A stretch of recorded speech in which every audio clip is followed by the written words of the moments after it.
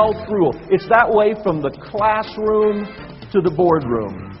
In today's world, here's the best. Fundamentals are the minimum. Being distinctive is the difference if it adds value.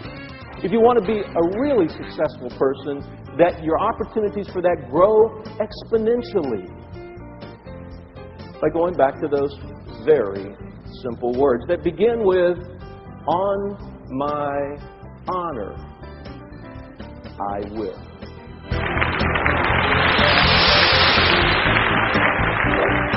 When I got married, my wife said to me, Randy, I'll never ask you to change. And I thought, cool. She then went on to say, I do expect that you'll continually adapt. A couple of you are going to write that one down.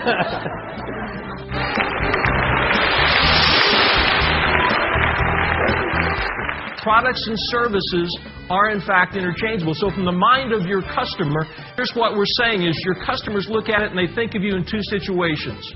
When they need something immediately, or we give them a compelling reason to do so. That's it. And if we wait till they need something immediately, here's what happens. At that point, we're a commodity business.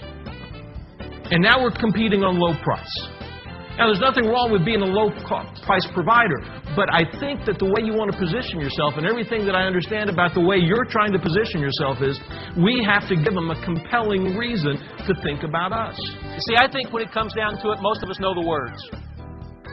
We know the words. We put them on the wall as value statements. We have them out there. We have wallet cards. Many of you are probably carrying them right now. Words like respect and integrity and community and excellence. Words that we hear all the time, right? See, it's not enough to know the words. It's not enough to know the words. See, those words are pretty simple, right? They're also the words that appeared on coffee mugs and on a large banner in the Enron corporate headquarters. See, most people don't realize Enron, before it became Enron and the butt of all those jokes, was one of the most admired companies in the country. But what got in the way? The courage of accountability. The courage of accountability. Choose the best. That's what the winners do. That's what the heroes do. They choose the best over the easiest, and they tell themselves the truth.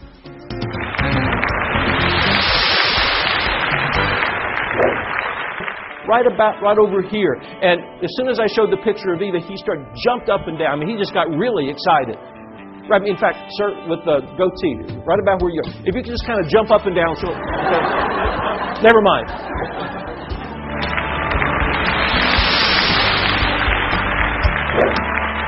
So the question for you when you go back and you start thinking with your team, hey, how do we start applying some of this thing? How do we start applying this? Here's the question to ask yourself. Are you a has-been? Are you a wannabe? Or are you a hero? Tell yourself the truth. What happens is once you decide to be the best, it colors every other decision that we make. Colors every decision that we make.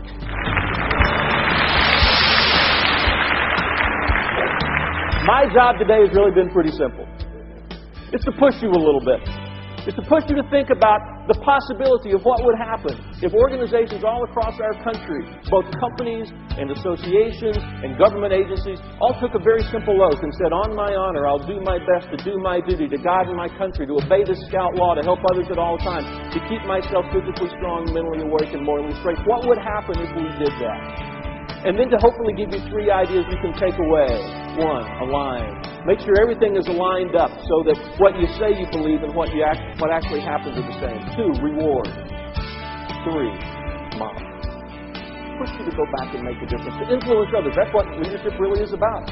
This is the leadership conference, and leaders influence people. Not by our position, but by our credibility to get things done. I'll leave you with one last quote. It's my very favorite leadership quote for maybe the last 6-7 years. It's from Pat Summitt. Pat Summitt is the head basketball coach for the University of Tennessee Lady Volunteers. Pat Summitt is cool. Here's what she says. If you don't want the responsibility, don't sit in the big chair. That's the deal. Thanks for letting me spend some time with you.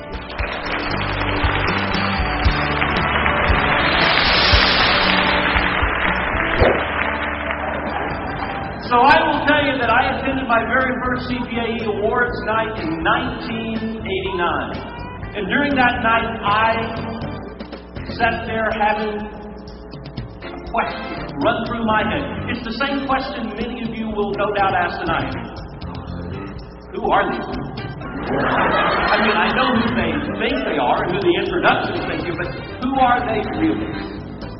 So if you want to know who this Randy Pennington guy is, let me tell you. I'm a working pro.